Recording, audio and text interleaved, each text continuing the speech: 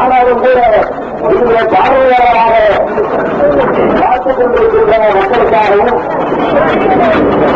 இவர்மறியாத நம்முடைய சமுதாயத்தில் உள்ளவர்களுக்காகவும் இந்த நோக்கத்திற்காக நாங்கள் கடுமையான போராட்டங்களை பல்வேறு கட்ட போராட்டங்களை பல பகுதிகளில் நடத்தி வைக்கிறோம். இந்த போராட்டங்களுக்கு பிறகு சடா சட்டம் பாராளுமன்றாகும்போது மத்திய அரசு அங்கீகரித்து ஏனென்று சொன்னால் மனித உரிமைகளை ஆர்வம் உள்ள அத்தனை பேரும் சடா சட்டத்தை எதிர்த்தார்கள். எதிர்கட்சிகளை இருக்கின்ற விவாதங்களும் இந்த தவிர அத்தனை கட்சிகளும் இந்த சடா சட்டத்திற்கு எதிராக உரிமைகளை வென்ற காரணத்தினால் இந்த சடா சட்டம் மீண்டும் புதுப்பிக்கப்படாமல் காலாவதியாகிவிட்டது. நாம் பேசுகிறோம் காலாவதியாக ஒரு சட்டத்தின் கீழ் யாருக்காவது தண்டனை கொடுத்தால் அங்கே சட்டத்தின் ஆட்சி நடக்கிறதா மனவாதிகள் ஆட்டம் நடக்கிறதா இந்த கேள்வியை தான் கேட்கிறோம். ஒருவனை தண்டிப்பதாக இருந்தால் ஒன்று அரசியல் சாசனத்திலே அதற்கு இடம் வைக்க வேண்டும், அதில் முழுமையாக ஒரு சட்ட திருத்தத்தை கொண்டு அதை சட்டமாக்க வேண்டும். எந்த சட்டமும் இல்லை. தடா என்ற ஒரு சட்டம் நாட்டில் இல்லை. ஆனால் தடா தகுதிகள் என்று சொல்லிக் கொண்டிருக்கிறார்கள் என்றால் இந்த சட்டத்தில் ஆட்சி நடக்கிறதா கருவாய்தான் ஆட்டம் நடக்கலாம். இந்த சட்டத்தை ஆளக்கூடிய நடத்துகிறாரோ பேரோ அதிகாரிகளோ நீதிமன்றங்களோ சட்டத்தை மதிக்கவில்லை என்று சொன்னால் நாங்களும் சட்டத்தை மதிக்க மாட்டோம் என்ற ஒரு முடிவை எடுப்பதை தவிர எங்களுக்கு வேறு வழியில்லை. சட்டத்தை மதித்து சட்டத்திற்கு கட்டப்பட்டு நான் வெறும் தாரி பேசுவதற்காக நான் இதை சொல்லவில்லை. பொறுப்பேற்று என்ன இருக்கிறது?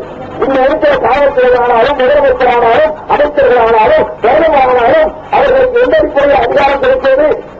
அரசியல் சாசனம் இறங்கிய அந்த அதிகாரத்தை அடிப்படையில் தான் அவர்களை மதிக்கிறோம். அவர்கள் அணிந்திருக்கிற ஆயுதங்களுக்காக இல்லை, அவர்கள் வைத்திருக்கிற ஆயுதங்களுக்காக இல்லை, அவர்கள் அமர்ந்திருக்கிற அந்த நாற்காலிக்காக இல்லை. எதற்காக மதிக்கிறோம்? அரசியல் சாசன பிரகாரம் ஒரு முதல்வருக்கு நாம் கட்டுப்பட வேண்டும். அரசியல் சாசன பிரகாரம் காவல்துறையை மதிக்க வேண்டும். அரசியல் சாசன பிரகாரம் நீதிமன்றத்தினுடைய உத்தரவுக்கு கட்டுப்பட வேண்டும். இந்த அடிப்படையில் தான் நீதிமன்றத்தை மதிக்கிறோம், காவல்துறையை மதிக்கிறோம், முதல்வரை மதிக்கிறோம், பிரதமரை மதிக்கிறோம், ஜனாதிபதியை மதிக்கிறோம். சட்டம் வழங்கிய அதிகாரத்தினால் தான் இவர்களுக்கெல்லாம் இந்த அந்தஸ்தை நாம் கொடுக்கிறோம். அவர்களே சட்டத்தை பூட்டி எறிந்தால், அவர்களே சட்டத்தில் ஆட்சி நடத்தாமல் இருந்தால், அவர்களே சட்டத்தை மீறினால் இல்லாத சட்டத்தின் கீழ் இன்னும்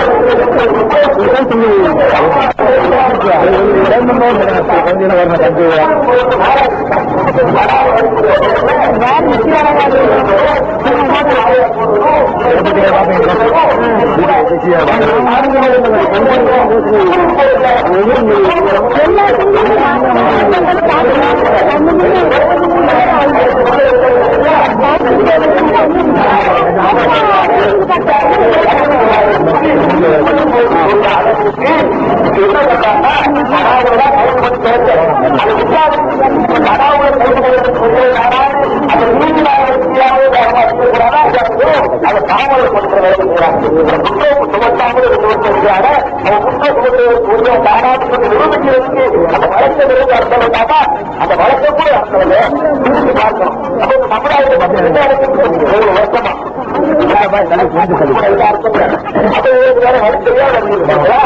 இது மாதிரி திறந்து கொண்ட வேற மாதிரி திறந்தா உங்களால சமாளிக்க முடியும். அதுக்கு பார்க்கணும்.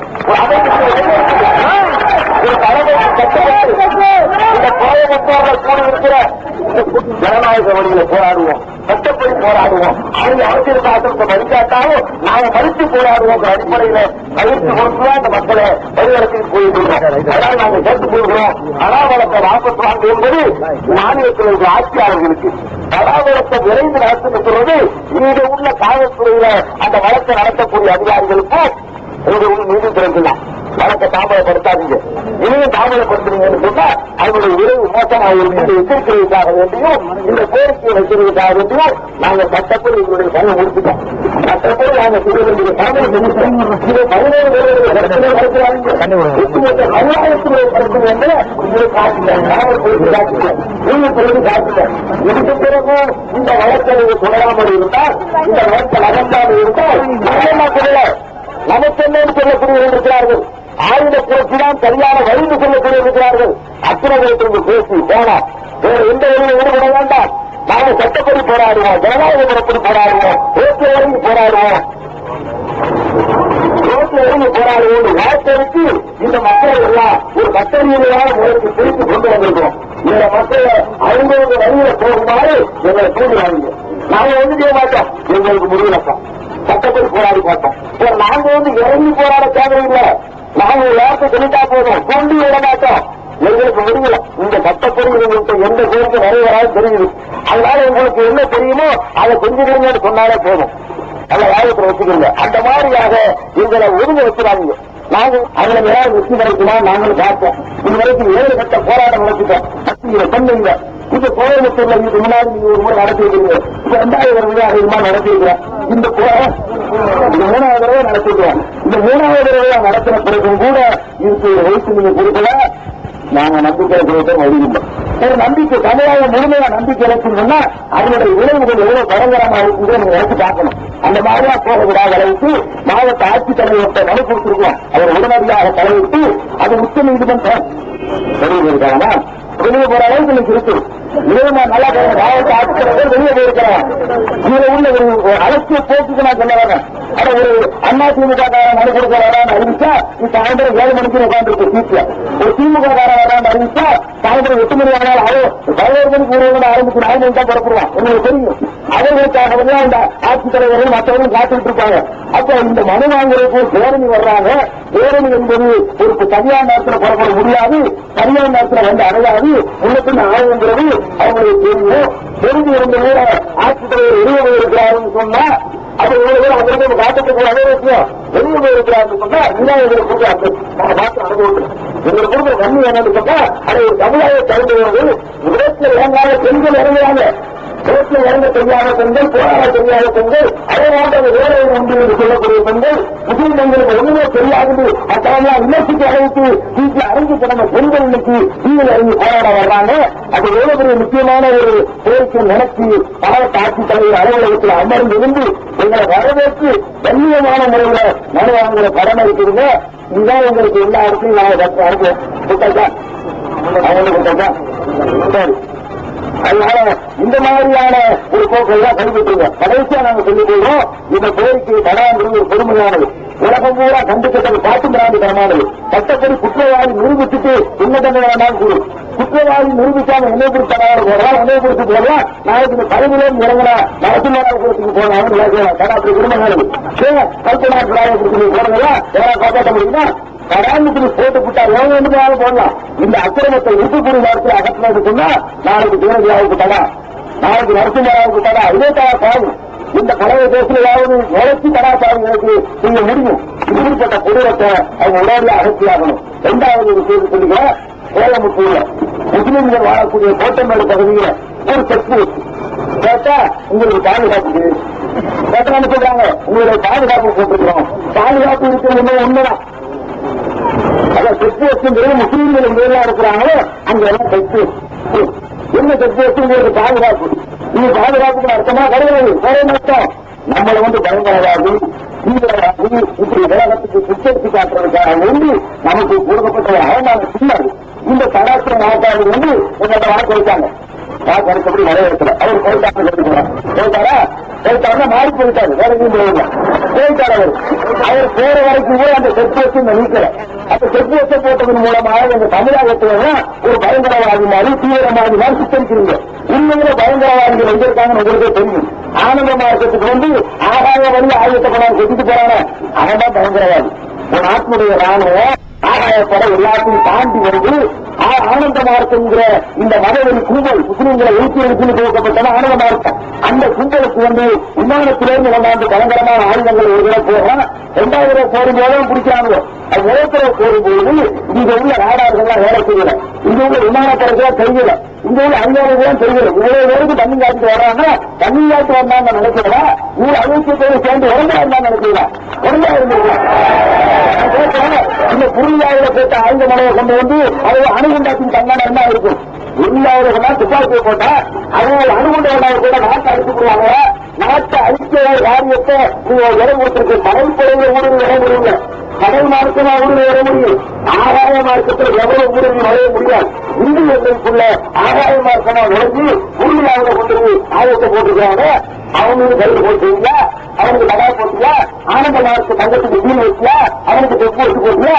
பயங்கரவாதிகள் அங்கே இருக்கிறான். பம்பாய் குண்டெடுப்பு முஸ்லீம்கள் சொல்லிட்டு இருந்தான், இப்ப தாயை எடுத்து போச்சு. பம்பாய் குண்டெடுப்பு செஞ்சது யாரு? பிஜேபியும் இந்த மந்திரசாகர் கட்சிகள் இந்த கல்பனாத்திராங்க அவருடைய கண்ணை வீட்டில் வச்சு இந்த அவருடைய பங்கை வச்சு சூடு கொடுத்து செஞ்சிருக்கான். வேலை நிறுவனத்துக்காக வேண்டி இப்ப தாயை எடுத்துச்சா 2 வருஷமா கழிச்சுக்கிட்டு இருந்தே முஸ்லீம் பண்ணிட்டாங்க. இன்னைக்கு என்ன கல்பனாத்திராக உள்ள போயிட்டான், எதுக்கு போயிருக்கான்? பம்பாய் வெடிகுண்டு வழக்கில் போயிருக்கான். அவன் பயங்கரவாதி சித்தரிக்காதீங்க, பயங்கரவாதி அங்க வந்துட்டு இருக்கான். இதனால சூழலா அந்த பக்கம் தான் இருந்துட்டு இருக்கான். இந்த பயங்கரவாதி விடுதலை புலிகள் ஆரம்பிச்சாங்க, அவங்க கூட பயங்கரவாதி.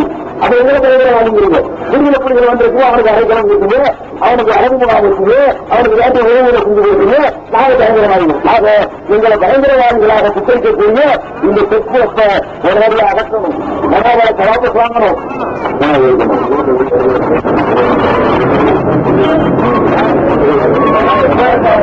அதுக்கப்புறம் கடையில பசிய 2 சகோதரர்கள் இருக்காங்க. அவங்களுடைய கடையில அரசாங்க அதிகாரிகள் திறக்க விடாமல் இருக்கிறார்கள். கடையை திறக்க விடாமல் இருந்தால் ஏன் இருக்கிறாங்க, இன்னும் திறக்க விடாமல் இருக்கிறது எவனுக்கு அதிகாரம் கிடையாது, எந்த அதிகாரியும் கிடையாது, கவர்மெண்ட்டும் கிடையாது. கவர்மெண்ட் கடையை சட்டப்படி சீல் வச்சிருக்கீங்களா?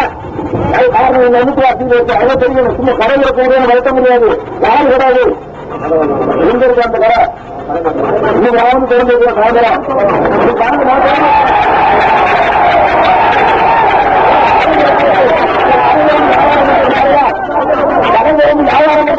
வியாபாரம் நாடு விளைவு சட்டம் கடை விரும்பி வியாபாரம் பண்றது கடை சொன்னாங்கன்னு சொன்னா அதுக்காக நாங்க பண்ணிய மாட்டோம். அவர் குடும்ப நடத்தக்கூடாது சட்டம் போடுற, அவர் புள்ள போடக்கூடாது சட்டம் போடுற, அவர்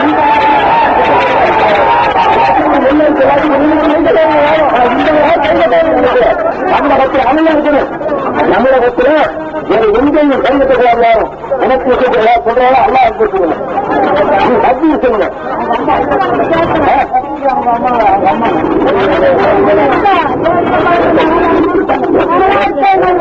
அந்த காதுக்கு நல்லா காட்டுங்க.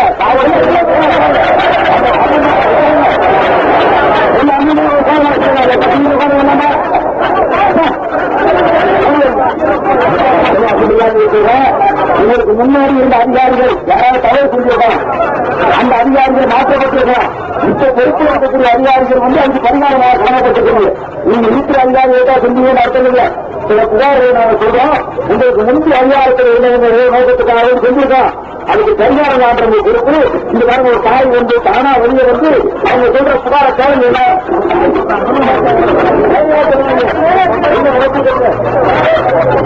வீட்டுக்குள்ள ஓடி பதினாறு சமதாரம் பண்ணி என்ன சுற்றுலாவரம் பண்ணி என் மக்களை கேட்டு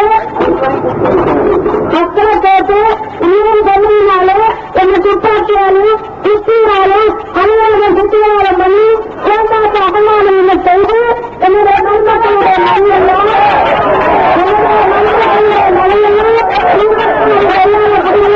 அடித்து வாங்கி இந்த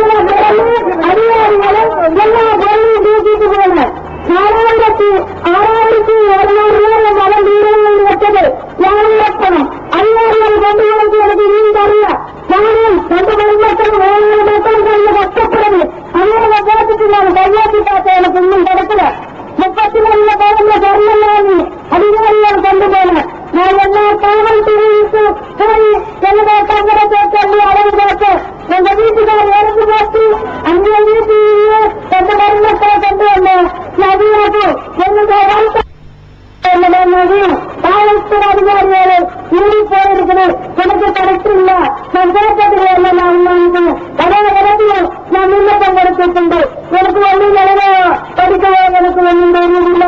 அதனால நான் கேட்டு 3 வருஷம் ஆகக்கூடாது.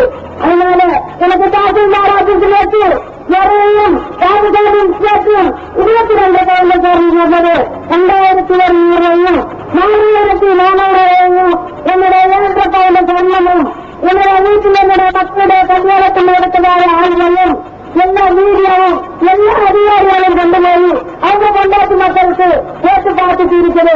அது எனக்கு வாங்கி தரணும்.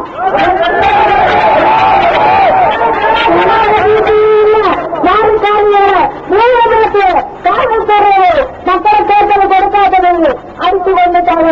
அடுத்து எனக்கு மரம் தரணும்.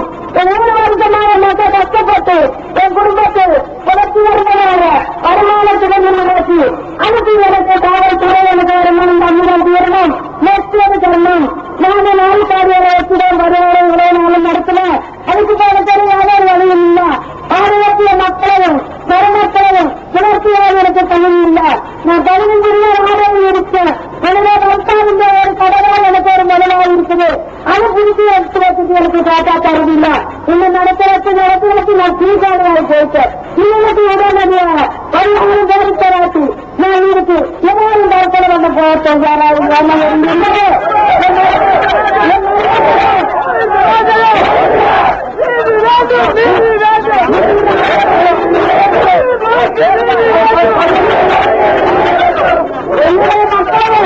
எல்லா முஸ்லீம் மக்களையும் சதாசரங்களை போட்டு வச்சு நம்பரை அதிகமாக சித்திரவதம் பண்ணிட்டு இருக்குது.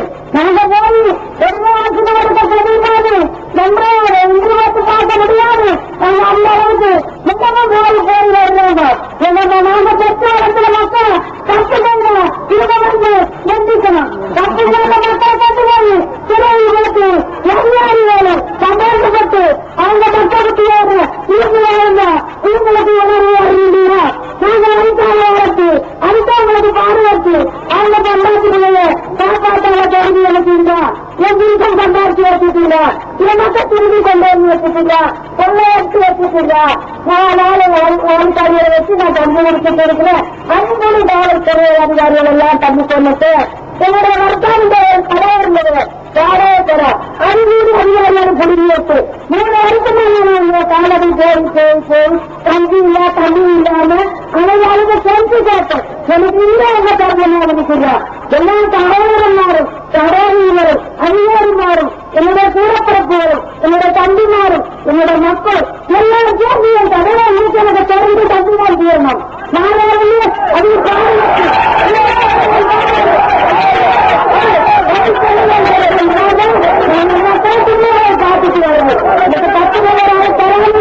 என்னோட தாய் இல்ல தாழ்த்தம் இல்ல அண்ணன் இல்ல தம்பி இல்ல அக்கா தங்கச்சி இல்ல. நானும் நீங்க 2 நாளைய காய்ச்சலும் 3 மக்களை தரணும் கடுமையாக தரணும் பரிசு ஒருத்தர் எல்லாரும் கேட்டு நான் இல்ல அதனால உங்களுடைய வர்த்தாவனுடைய பொண்ணு எனக்கு இல்ல கண்டிப்பா நீ கூடுதலான ஜனங்கள் நீ கூடுதலான சகோதரமாறு நீ கூடுதலான அறிஞர்மாறு எனக்கு என்னுடைய 84 கடை எனக்கு திரும்பி தமிழர் கூறணும் உங்களுக்கு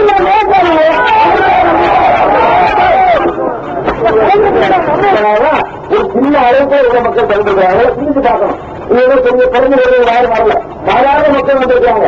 அந்த தங்களுடைய பாதிப்புகளை நாங்களும் உணர்ந்து கொண்டு வந்திருக்கிறாங்க.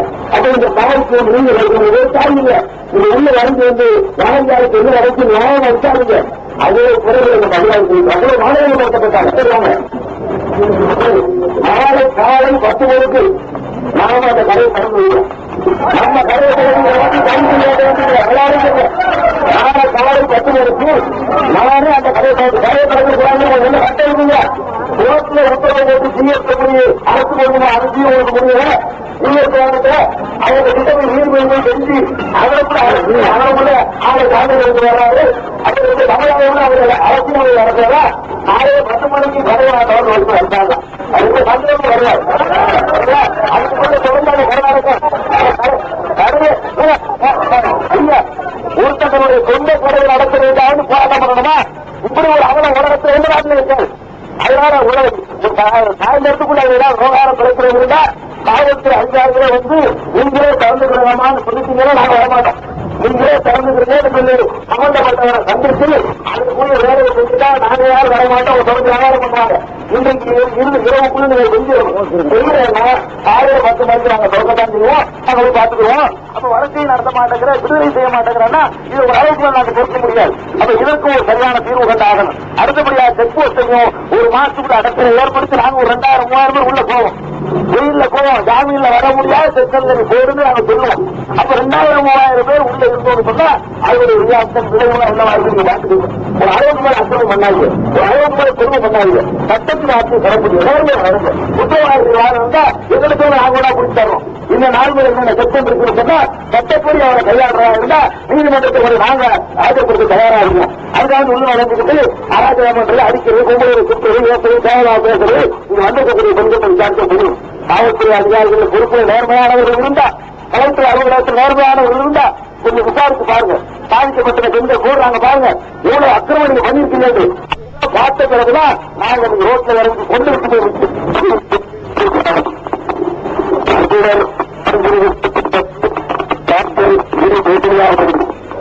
அறிவுகளே இதில் எழுதியிருக்கிற மாதம் இது கருத்திருத்த உடன்பாடு இல்லை.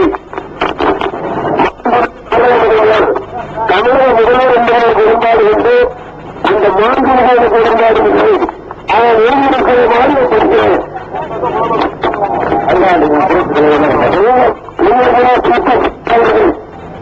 மாவட்ட ஆட்சித்தலைவர் கோயம்புத்தூர் மதிப்புக்குரிய அம்மாவர்களுக்கு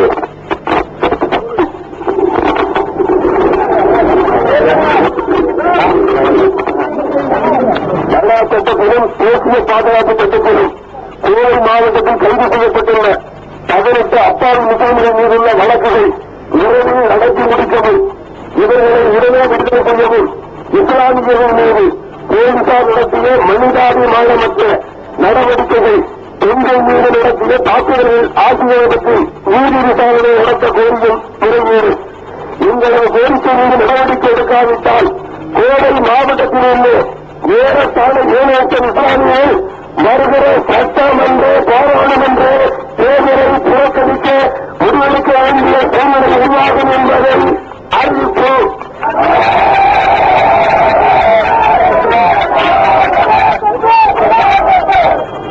7/3/96 வியாழக்கிழமை அன்று கோவை தமிழ்நாடு ஓட்டல் மாநகரத்திலிருந்து ஆயிரக்கணக்கான இஸ்லாமிய பெண்களும் ஆண்களும் கோவை மாவட்ட ஆட்சியாளர் அலுவலகம் நோக்கி பேரணியாக சென்று சமர்ப்பிக்கப்பட்ட மனு 1999 93 டிசம்பர் 6ஆம் தேதி கோவை மாநகர போலீசார் இஸ்லாமியர்கள் மீது நடத்திய மனிதாபிமானமற்ற தாக்குதல்கள், பொய் வழக்குகள், ஊழலட்சமான நடவடிக்கைகள், இஸ்லாமிய பெண்கள் மீது நடத்திய கொடுமைகள், இஸ்லாம் மதத்தை கேவலப்படுத்தி பேசியுள்ள பேச்சுக்கள் ஆகியவற்றை நாங்கள் பலமுறை முறையீடு செய்துள்ளோம்.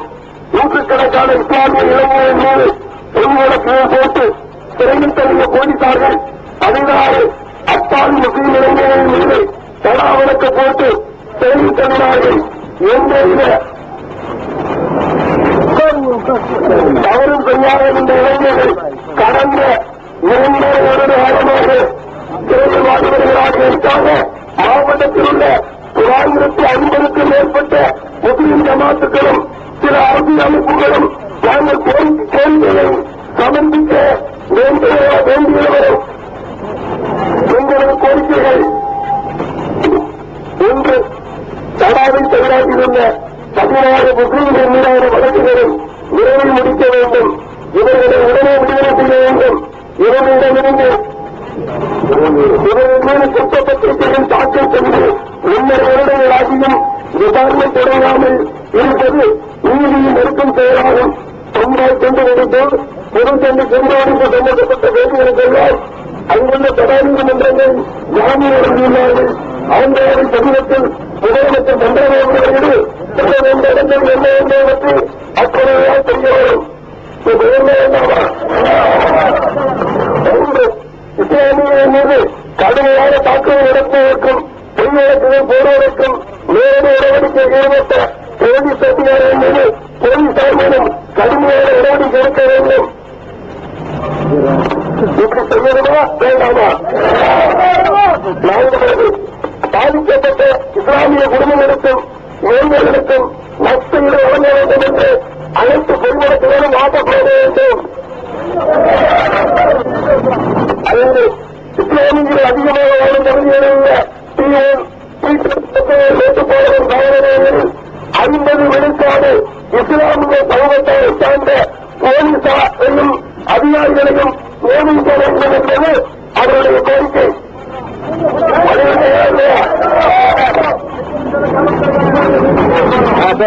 6, கோவையில் நடைபெற்ற அசம்பாவிதங்களையும் தொடர்ந்து கோவை உட்கொன்றோடு உக்கடம், கோட்டமேடு, கரும்புக்கடை, மரக்கடை ஆகிய பகுதிகளில் போடப்பட்டுள்ள 15க்கும் மேற்பட்ட போலீஸ் தொடர் சாவடிகளை அப்புறப்படுத்த வேண்டும். இந்த செக்போஸ்டில் பணியாற்றும் போலீசார் முற்றிலும் ஒரு அத்துமுறை நடந்து வருகிறார்கள். இந்த சாவடிகள் மது சாவடிகளாகவும் நடைபெற்று வருகிறது. இவர்கள் மது வழக்கத்தில் இந்த வழியாக சென்ற காவல்துறையினரும் ஒரு கம்பெனியை எப்பொழுதும் நிறுத்த வேண்டும். பிரச்சனைகள் நடைபெற்றால் இந்த பணியை ஊழிக்க வேண்டும். இது இதனுடைய கோரிக்கை. தமிழ்நாடு சீர்திருத்த கழகத்தினுடைய கோரிக்கை உடன்பாடு இல்லை.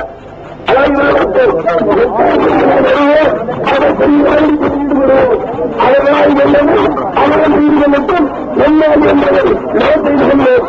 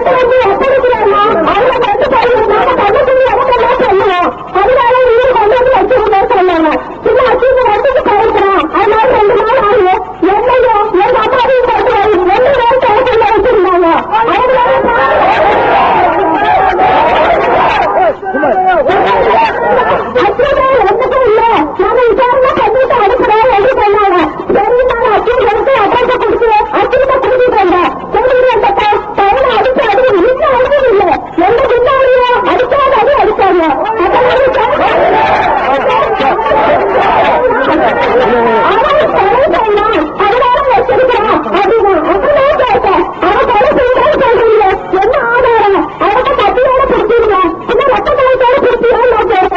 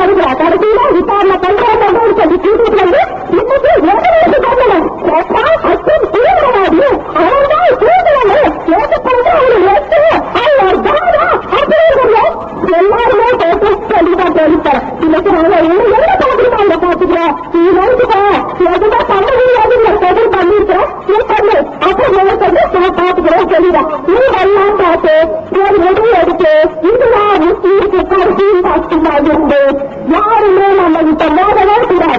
அது அளவுக்கு நீங்க தான் பார்த்துக்கணும்.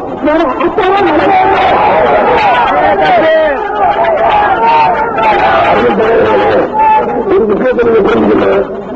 ஒரு மேடை போட்டாளர் அந்த பொண்ணு அந்த தலைவர் மேடை போட்டாளர் ஆனா தன்னுடைய ஒரே அழகாக சொல்லாது. அது மட்டும் இல்ல, ஒரு ஜீவனத்தை தவறாக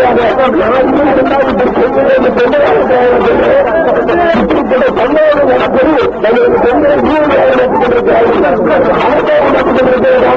அந்த பெண்ணுடைய ஆக்கிரமிப்பு இந்த கூட்டத்தில் எந்த உண்மையாக நாம் எப்படி கண்டிப்பாக இருந்தோம்.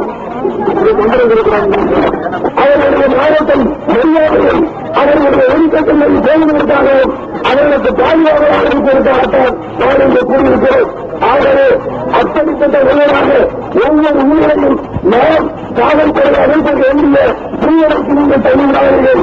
எங்களுடைய விட அளித்தால் எங்கள் வீட்டிலே பெண்களுக்கான நேரத்தில் நீங்கள் வெளியாகிறானால் நான் பெண்களுக்கு செல்வேன். நீங்கள் இருப்பதற்கு கொடுப்பீர்கள். அப்படி இல்லை என்றால் நிலவாயை கழித்து அவர்களை இறக்குகிறார்கள். அவர்களை நீலக்கட்டையை அழிந்து கொடுத்துங்கள். அதற்கு அவர்களை காத்துக் கொள்கிறேன்.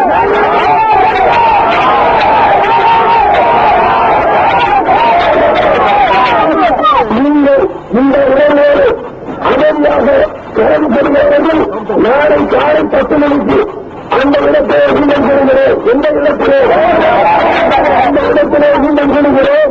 அதை கேட்கிறேன். தடையை திறந்து நாம் அதற்கு ஆதாரம் செய்கிறோம். அறிவை சொல்லும் படத்தில்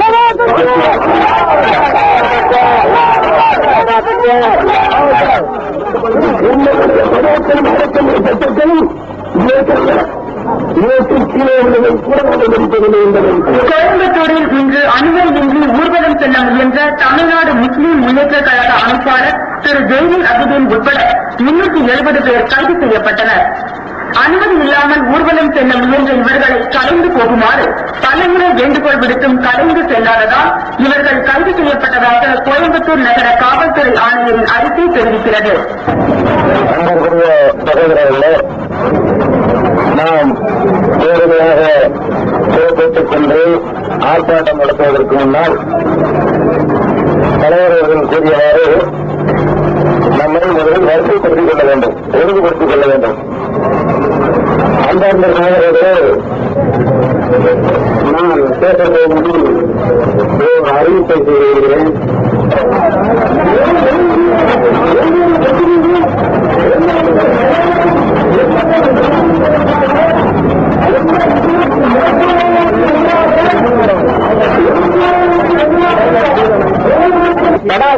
வாடிக்கொண்டிருக்கிறார்கள். அவன் திருநாமக்கூடியவனாக அவருடைய நல்லவர்கள் நமது மொத்தமாக செல்லலாம் அவர்கள் குறிப்பாக இங்கு இருக்கக்கூடிய நாம் அறிவு உண்டாவதாக அவர்கள் ஆரம்பித்தார்கள் என்றால் இந்த தமிழகம் தாங்காது என்பதை அன்று நீங்கள் ஒதுக்கிட்டீர்கள். ஆனால் எந்த மனதில் வைத்துக் கொள்ளுங்கள், ஒழுக்கத்திற்கும் அவங்களுடைய நேர்மைக்கும் கட்டுப்பாடுக்கும் மற்றும் இந்த பேர் போனவர்கள் என்பதை நீங்கள் மனதில் வைத்துக் கொள்ளுங்கள். நாம் கட்டுப்பாடு மிக்கவர்கள், நாம் எதற்கும் கட்டுப்பட்டுத்தான் பிழைப்போம். முதலில் அல்லாவுக்கு, இரண்டாவது ரசூலுக்கு, இப்பொழுது நம்மை தலைமையாக நடத்தக்கூடிய தலைவரை கட்டுப்பட்ட சமுதாயமாக இருக்கக்கூடிய நம்மளை யாராவது பட்ட விழிப்பார்கள் என்றால், நம்மளை யாராவது விசனம் நினைப்பார்கள் என்றால் அவர்களுக்கு தக்க பாடம் கற்பிக்கக்கூடியவர்கள் நாம் என்பதை நிரூபிக்கக்கூடிய கூட்டங்கள் தான் நான் இங்கே அவர்கள் மட்டும் நம்மளுடைய உணர்வுகளை காட்டுங்கள். ஆனால் வரம்பு மீறிவிடாது. உங்களுடைய உணர்வுகளை அவர்கள் மட்டும் காட்டுங்கள். ஆனால் வரம்பு மீறிவிடாதீர்கள். ஏனென்றால் வரம்புக்கு உட்பட்டவர்கள் நாமும் யாருக்கும் அநியாயம் செய்து விட்டோம். ஆனால் அநியாயத்தை முற்பட்டவர்கள் உடைய மாட்டோம். அதை தெளிவாக நீங்கள் புரிந்து கொள்ளுங்கள். உங்களுடைய அன்புத்தவர்கள், உங்களுடைய பாசாதவர்கள், முதலில் சேர்ந்த என் அன்புத்தவர்கள் ராஜாவர்கள், இன்னும் எண்ணற்ற போவர்கள், இன்னும் இன்னும் சொல்ல போனால் ஒரு ஆளின் ஊரகத்திய குடும்பத்தில் இல்லாக்கப்பட்டிருக்கிறார். இன்னும் தேவை புயலுக்கு மிக மோசமாக கொடுக்கப்பட்டு ஒரு வழக்கிலே அவருக்கு விடுதலை கொடுக்கப்பட்டும் போல இன்னொரு வழக்கு அவரை விடுதலைக்கு முறைக்கிறது என்றால் இந்த அரசாங்கம் எப்படிப்பட்ட உலகங்களுக்கு வீரர்கள் என்று நீங்கள் பாருங்கள். இன்னும் வாழ்ந்து கொண்டிருப்பார்கள். புறச்சாலைகள் முறைக்க புறப்படுங்கள். ஏனென்றால் புறச்சாலைகள் பின்பற்றுங்கள். இரண்டு வீரர்களை உருவாக்கக்கூடிய பாசர்கள், சட்டர்கள், அந்த சட்டர்களுக்கு நீங்கள் தயாராகிவிட்டீர்கள் என்றால் இந்த குறை கல்வி என்ற கூட்டுகள் எல்லாம் உங்களை ஒன்றும் செய்ய முடியாது போகிறது. நம்முடைய கோவிலில் நிரூபித்து அவ்வாறு கட்டுப்பட்ட ரசூலுக்கு கட்டுப்பட்ட இந்த தலைமைக்கு கட்டுப்பட்டு நாம் செயல்படுவோம். அல்லாஹுடைய ஆசிரியை கொண்டு வருவோம் என்று சூரியனுடைய உணவை முடித்துக்கொண்டு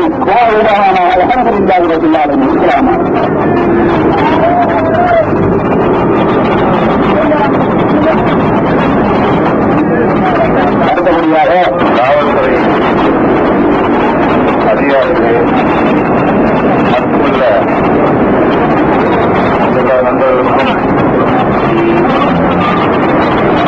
நல்லாடும் சாந்தியம் சமாதானம் உள்ளவர்களுக்கும்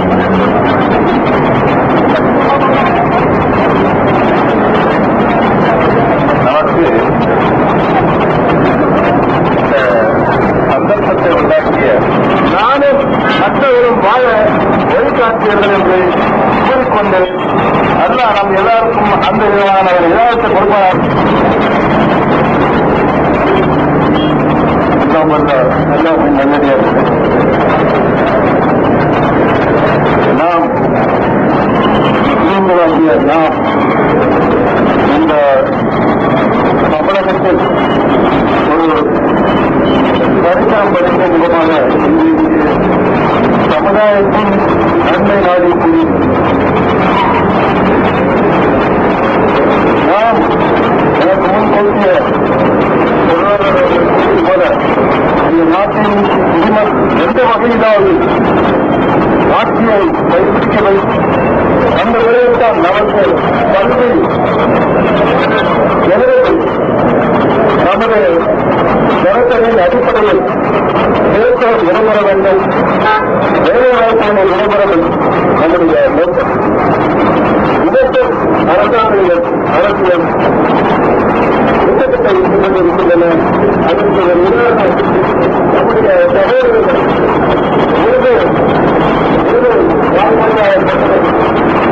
அந்த அல்லது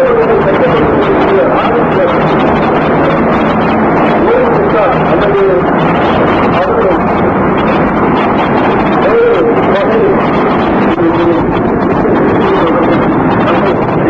செயல்பட்டு வருகிறார்கள். நாம் கேட்கப்பட்டு எந்த விடயமும் எந்த சூழ்நிலையில் நடத்தப்பட்டாலும் எடுக்கப்பட்டாலும்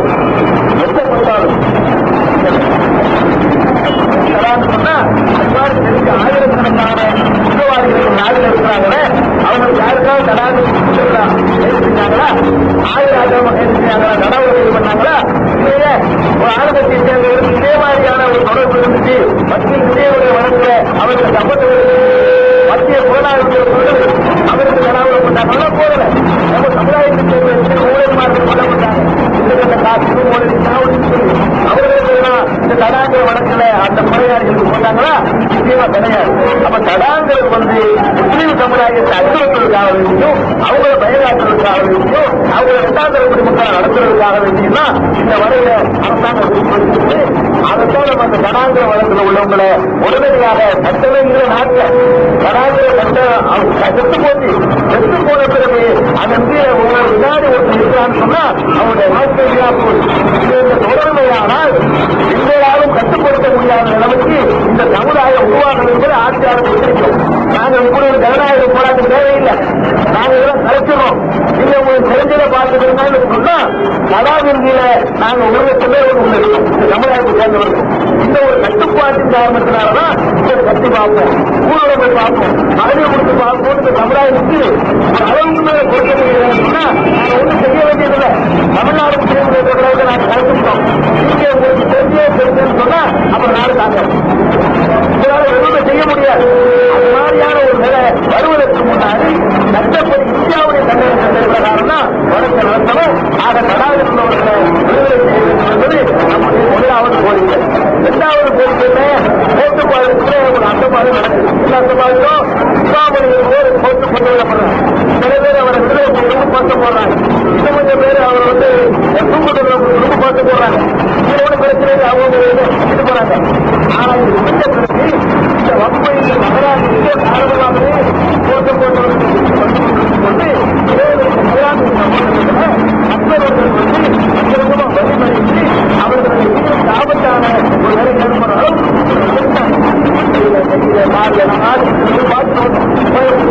சகோதரர்களும் மேட்டுப்பாளையத்தில் 4 சகோதரர்களும் ஆஸ்பத்திரியில அவங்களுக்காக அவசரம் செய்யப்பட்டிருக்கிறார். நான் கேட்கிறது தெரியுமா, இந்த கலவரம் முஸ்லீம்கள் தரப்பிலிருந்து ஆரம்பிக்கப்படும் என்பது எல்லாருக்கும் தெரியுது.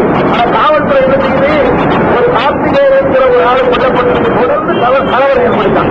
அந்த கார்த்திகேயன் கொல்லப்பட்டது முடிச்சா என்னுடைய சமுதாயத்தை சேர்ந்த 7 பேர் வெட்டப்பட்டது முடியா கோஷம் போட்டாங்க. கோஷம் போட்டாங்க, கோஷம் போட்டு முடிஞ்சிருச்சு. கோஷம் போட்டு வந்தவர்களை வழிவகுத்து அலுவலாளர் 7 பேர் நிறுத்தி முஸ்லீம்கள் குறைந்தமாக கொண்டு போய் உள்ள தலைவர் பிறகுதான் ஒரு சில பதட்டமான நிலைமை ஏற்படுத்தியிருக்கிற மேட்டுப்பாளையத்தில் எந்த சமுதாயத்தை சேர்ந்தவர்களால் கலவரம் ஏற்படவே இல்லை. அவங்க காரணமே இல்லை. அவங்க எதுவும் செய்யல. அதற்கு பிறகு இந்த 7 பேரும் அதற்கு பிறகு பள்ளிவாசல் உருவாக்கல் போது கல்வி சென்றார்கள் தேவர்கள் போலீசுக்கு சொல்லி பள்ளிவாசலுக்கு பாதுகாப்பு கொடுக்கணும்னு சொன்ன பிறகு அதற்கு பிறகு எதிர்மாவட்டம் சொன்னா போலீசுக்கு உடம்பு அர்த்தம் பள்ளிவாசல் உருவாக்கல் போது கல்வி சென்றது உலக கூட நடத்திக்கிட்டு போய் கல்விக்கு தயவங்களை கொடுத்து மந்திரமோகன் பாபுல ஒரு காவல்துறையின் பேரை கெடுக்கிறது அவங்க இருக்கான். அந்த ஆய்வாளர் அவங்க மேல கொஞ்சம் ஒத்துழைக்கிறாங்க. அவங்க கூட இந்த மாதிரி கல்வி இருக்காங்க அப்படின்னு சொல்லி ஓடாங்க எடுத்துக்கிறாங்க. காவல்துறையில் இருக்கிறவங்க குற்றவாளிகள் வேறு பிடிக்கிறவங்க குறித்த ஒரு ஆளை கூட கண்டிக்காம நெருங்கி போலீஸோட இந்த மக்கள் மோத வேண்டிய நிலைமை ஏற்படுத்தி போலீஸ் அதாவது போலீசாருடைய அத்துமீறல் அதிகமாக போனா போனா போலீசாருக்கு மாநகராட்சி அதிகாரம் சட்டத்துக்கு அப்பாற்பட்ட அதிகாரத்தில் குற்றவாளிகள் மூலமா பிடிச்சிடறாங்க, போடுறான்னு விளக்கி விடுறான். திருப்பூர்ல இருக்கு முன்னாடி இருக்கும்போது இதே மாதிரி தான் செயல்பட்டாங்க. சந்திரகுமார் ஆரம்பிச்சிருக்காங்க. அதுக்கு முன்னாடி கோயம்புத்தூர்ல பணியாற்றும்போது இந்துக்களுக்கு எதிராக தான் செயல்பட்டாங்க. இந்துக்களுக்கு எதிராக செயல்படக்கூடிய அதே ஒரு இந்து முன்னணியுடைய ஆளாக இருக்கக்கூடிய ஒரு அதிகாரத்தை வச்சிருக்கிற காரணத்தினாலதான் மேட்டுப்பாளையத்தில் கலவரம் தவிர யாரையில முஸ்லிம் சமுதாயத்தினால் வரவே கிடையாது. இப்படி என்ன பண்றான், வெட்டுப்பட்டு ஆஸ்பத்திரியில் சமுதாயத்தில் இருந்து கூட்டுக்கணக்காக கைது பண்றான். வெற்றில சமுதாயத்தில் யாரையும் கைது பண்ணல. வெற்றில சமுதாயத்தில் கைது பண்ணாம வெட்டப்பட்டு ஆஸ்பத்திரியில் கிடக்கிற சமுதாயத்தில் தான் கூட்டுக்கணக்கான பேரை கைது பண்றான். 10 வயசு மாணவர்களை இருந்து கல்லாத வயசுள்ளவர்கள் வரைக்கும் 12 என்னென்ன தெரியாதவர்கள் வரைக்கும் கைது செய்யப்பட்டிருக்காங்க. நாம போய் எங்க போன அறிவிக்கப்பட்டதுன்னா பிறகு வேற சமுதாயத்தை சேர்ந்த 40 பேரை கைது பண்ணாங்க. அதற்கும் பண்ணல. அப்ப என்ன ஒரு ஓரவந்தமான பாரம்பரியமான போக்கு பேசக்கூடாதா? அப்படி அக்கிரமத்தை மேட்டுப்பாளையத்தில் சம்பவத்திற்கு ஒரு விசாரணை கமிஷன் அமைக்கணும். விசாரணை கமிஷன் மூலமாக குற்றவாளிகள் கண்டறியப்பட்டு நடவடிக்கை எடுக்கப்பட வேண்டும் என்பதற்காகத்தான் இந்த 2வது கோரிக்கையாக நமக்கு நல்ல விளைக்கணும். மேட்டுப்பாளையம் சம்பவம் நடந்ததற்கு காரணம் இந்த சமுதாயத்திற்கு நம்முடைய வசூலத்திலிருந்து 6% வருமானம் வந்தா அது 6% ரகுமானிகள் கொடுத்திருக்க. 2வது வருமானம் வந்தா 6% வேற வேற தர்ம ஸ்தாபனங்களுக்கு வருமானம் வந்தா வக்ஃபு வாரியத்துக்கு 6% நம்ம கொடுத்துருக்கோம். அதை கொண்டு வக்ஃபுவாரி தெரியுமா, ஊர்ல உள்ள ஆளுநர்களுக்கு சம்பாதிக்கிறது ஆளுநருக்கு ஆளுநராக சொன்னா அவனுக்கு வக்ஃபு வாரியத்தில் போட வேண்டியது, அவன் வருமானத்தில் தொடங்க வேண்டியது. வக்ஃபு வாரியத்தில் சொந்தமான 20 ரூபாய் வாடகை மாசம் 10,000 வாடகை வரக்கூடியதுன்னா 20 ரூபாய் மாசம் வாடகை வாங்கிக்கலாம். 10,000 வாடகையை வாரியத்தில் பொறுப்பிடப்பட முடியல. 20 ரூபாய் வாடகை வாங்கிட்டு வாடகை வர வேண்டிய 20,000 ரூபாய் 20,000 ரூபாய் வர வேண்டிய வக்ஃபு வாடகை இருக்குன்னா 20 ரூபாய் 15 வாங்க. ஒட்டுமொத்தமாக உலகத்துக்கு பேர் தரக்கூடிய இந்த மதுபானங்கள், ஆபாசமான விளம்பரங்கள், வாடகைகள் இவற்றை எல்லாம் உடனடியாக தடை செய்யல. கவர்மெண்ட் என்பது மக்களுக்கு நன்மை செய்வதற்கு தான் கவர்மெண்ட். மக்கள்கிட்ட கொள்ளை இருக்கிறதுக்கு இல்லை, மக்கள் தவறான வழியை நடக்கிறதுக்கு இல்லை. அவரே சொல்றா குடிக்குரிய கொடுத்து போட போறோம். அதை நடக்கிறவ யாருன்னு கேட்டா கவர்மெண்ட், அனுமதிக்கிறவ யாருன்னு கேட்டா கவர்மெண்ட், அது வந்து வருமானம் பெறுவதை யாருன்னு கேட்டா அரசாங்கம். அதை மக்கள் குறித்து தொடர்ந்து நாட்டுவாழ்வு ஆரம்பிச்சு வருமான வசூல் ஆரம்பிச்சு இப்படிப்பட்ட ஒரு பாதகமான மக்கள் விரோதமான ஒரு அரசாங்கம் மதுக்கடையில எல்லா விதமான மதுக்கடையில உடனடியாக கூட வரைக்கும் மதுக்கடையில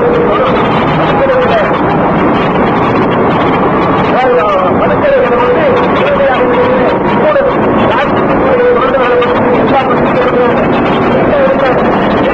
அடிப்படை இஸ்லாமல் முரண்டெல்லாம்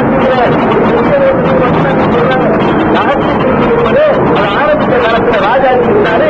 ஒரு பெரிய போராட்டம், மக்களை உழைக்காமல் சோம்பேறியாக்கணும், இதனால் நாட்களுக்கு பொருளாதாரம் பாதிக்கப்படும், மக்களுடைய உழைக்கும் மனப்பான்மை பாதிக்கப்பட்டுள்ளார். இந்த ஒரு சூதாட்டத்தை எல்லா விதமான சூதாட்டத்தையும் எதிர்க்கக்கூடிய விஷயம் ராஜ்யத்தில் இருக்கிறது. அது முஸ்லீம்களுக்கு இல்லை. இந்த நாட்டில் உள்ள ஒரு சோம்பேறியாக்குவதற்கு காரணம் இந்த நாட்டுக்கு வாங்கிட்டு நம்மளால உழைக்க மாட்டாங்க, சம்பாதிக்க மாட்டாங்க. 500 ரூபாய் இருக்கிற 400 ரூபாய்க்கு ராஜ்யத்துக்கு வாங்கிட்டு 3,000 வீட்டுக்கு போறாங்க. பார்த்துட்டு இந்த மாதிரியான கொடுமையிலிருந்து மக்களை விடுவிப்பதற்காக வேண்டி அது மாதிரி ஆபாசம் இல்லாத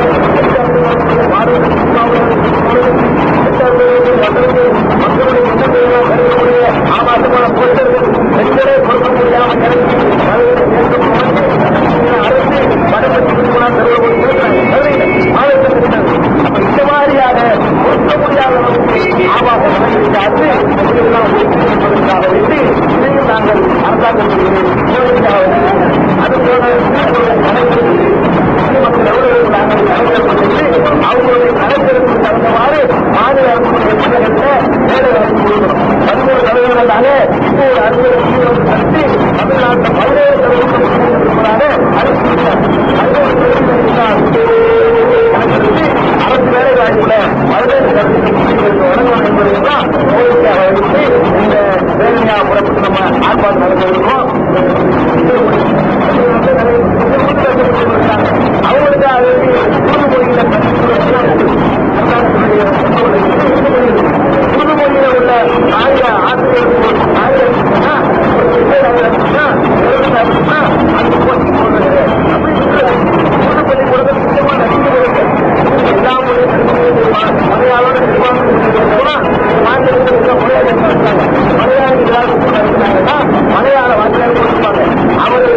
இருந்தாருன்னா உடனே இருக்கிறாங்க, தெற்குல இருக்கிறாங்க, தமிழகத்தில் இருக்கிறாங்க, தமிழகத்துல இருக்கக்கூடிய உருவப்பள்ளி கூடத்துல உருது ஆசிரியர்கள் காலியாகிறாங்கன்னா அந்த இடத்துல நடப்புறதுக்கு சுத்தமா ஒழுங்குமுறைகளுக்காக செய்யறாங்க. இது போக எங்களுடைய தலித்த மக்கள் தமிழர்கள்லாம் முழுமையா பாதிக்கப்படுறாங்க. மதுமதி பாண்டி இருக்கிறவரை அநியாயமா புத்தாக்குறது அவர்களுக்கு நிறைய வாய்ப்பு. அப்ப அவரையும் மாதிரியான கோரிக்கைகளை வலியுறுத்தி நாம இப்ப புறப்பட போறோம். ஒழுங்குமுறை